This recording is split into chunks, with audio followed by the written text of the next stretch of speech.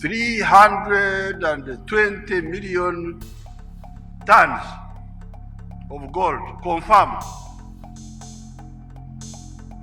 worth 12-point-something trillion dollars.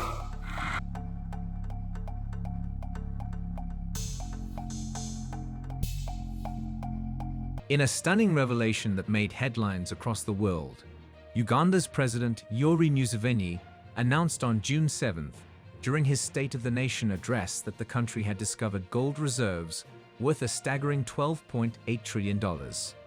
That's right, 31 million metric tons of gold-bearing ore, with an estimated 320,000 metric tons of pure extractable gold buried beneath Ugandan soil. To continue arguing for the continued export of raw materials in Africa when there is 90% more value in that product that you are giving to the outsiders. Museveni confidently stated that officials from the Ministry of Energy and Mineral Development had briefed his cabinet on the discovery, claiming the country stood to earn at least $700 million in royalties. For a nation grappling with development challenges, this was not just news, it was a potential economic revolution.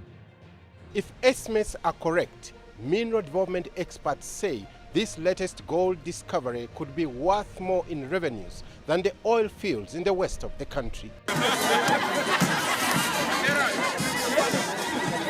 Excitement swept across the nation, but not everyone was buying into the golden dream.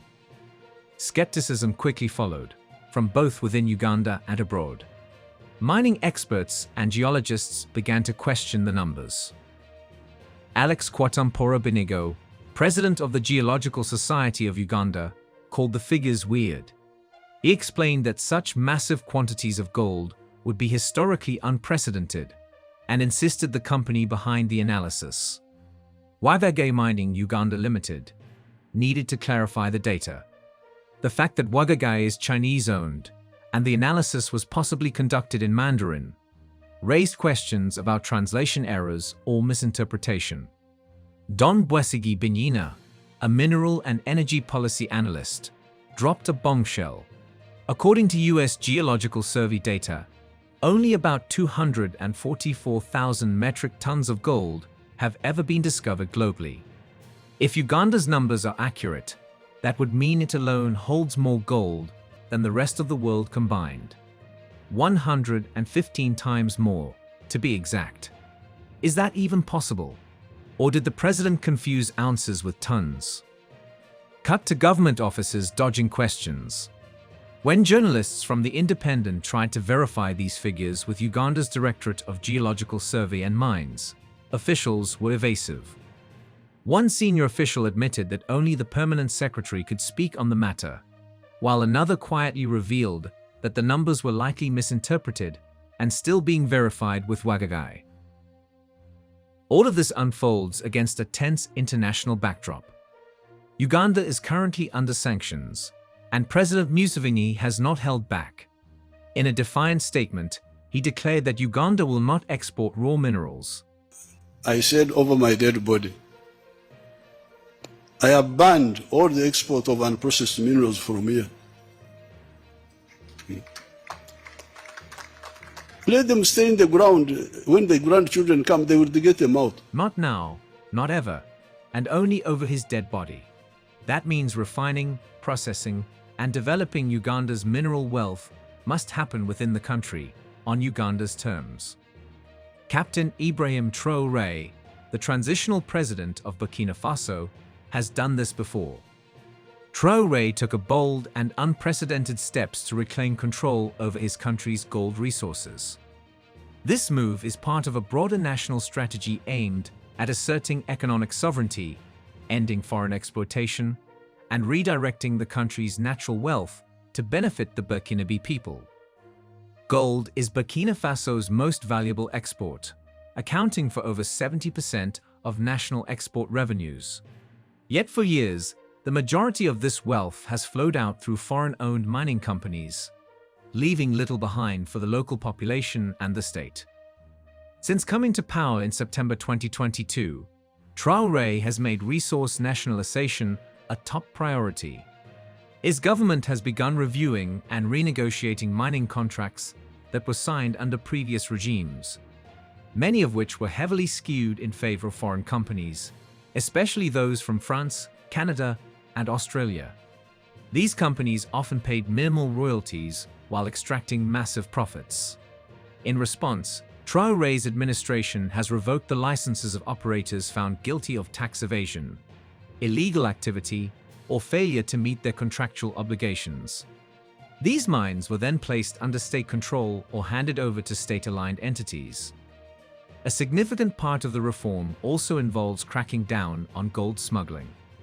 For years, a large portion of Burkina Faso's gold was being trafficked illegally across borders, particularly to neighboring countries. Under Traoré, security forces and intelligence units have been mobilized to intercept smuggling networks and ensure that the country's gold production is properly accounted for. These measures aim to stop the hemorrhaging of national wealth and redirect it toward public infrastructure, education, defense, and economic development. Reclaiming gold mines is not just an economic decision, it is a political statement. Traoré's actions reflect a broader Pan-African vision shared by other Sahelian leaders, particularly in Mali and Niger. These countries, now part of the Alliance of Sahel States, RICHEST, are uniting around the shared goal of rejecting neocolonial influence and building new models of cooperation rooted in sovereignty and self-determination. Traoré has emphasized in his speeches that natural resources like gold must serve the people, not foreign empires, and that reclaiming them is essential to financing national development and ensuring long-term stability. However, this effort is not without its challenges.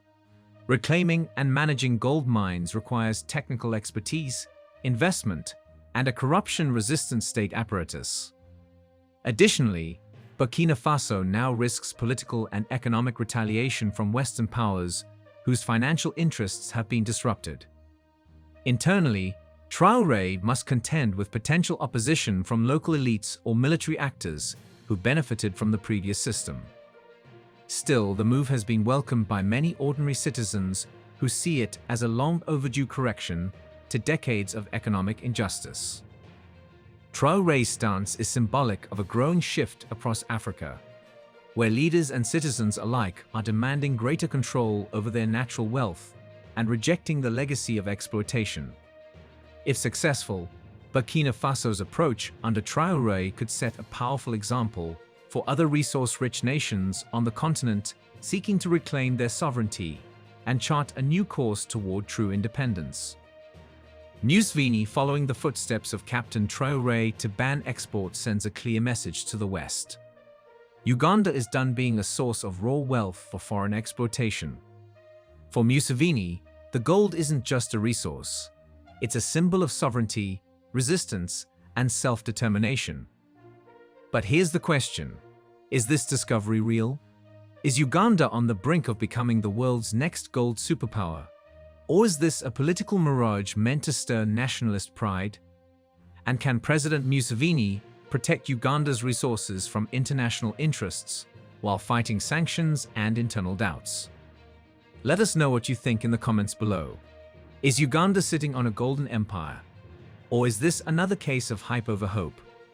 Don't forget to like, share, and subscribe for more content on African power, Black history, and the fight for economic independence. Until next time, keep your eyes on the motherland.